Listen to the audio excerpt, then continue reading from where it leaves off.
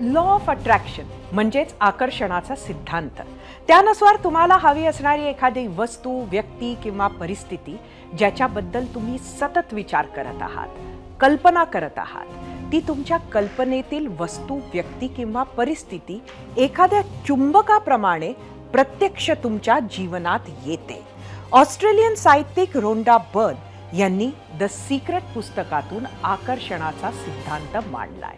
आता हेच law of attraction वरचं पुस्तक खासदार संजय राऊतांनी वाचलंय की नाही हे माहिती नाही, पण त्याचा अनुभव त्यांना नक्कीच आला असेल. तोही 2019 साली. विधानसभेच्या निकालानंतर 2019ला उद्धव ठाकरेंना भाजपसोबत न जाण्याचा जेव्हा त्यांनी निर्णय घेतला होता, तेव्हा सरकार स्थापनेची प्रक्रियाच एकंदरीत रखडली होती. नेमकं त्याच काळात संजय राऊतांच्या सकाळच्या पत्रकार परिषदा सुरू झाल्या होत्या आणि त्यात 30 दिवसांच्या 30 पत्रकार परिषदेत संजय राऊतांनी शिवसेनेचाच मुख्यमंत्री होणार ही घोषणा कायम ठेवली आणि मग याचं ठरलं. तेव्हा मुख्यमंत्री पदाची माळ उद्धव ठाकरेंच्याच गळ्यात पडली.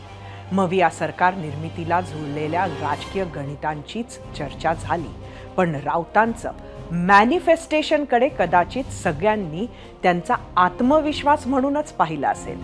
आज 5 वर्षांनंतर राज्यात विधानसभेचा घोषणा आधीच संजय राऊतांनी पुन्हा एकदा आत्मविश्वासानं मॅनिफेस्टेशन सुरू केलंय. मराठवाडा दौऱ्याची सुरुवातच त्यांनी ठाकरे 2.0 सरकारच्या घोषणेनं केली. इतकंच नाही तर मित्र पक्षांशी कोणत्याही चर्चेआधीच महाराष्ट्राच्या मनातील मुख्यमंत्री हाच मवियाचा मुख्यमंत्री होणार असं म्हणत ठाकरे 2.0 सरकार येणार अशी घोषणाच दिली आहे.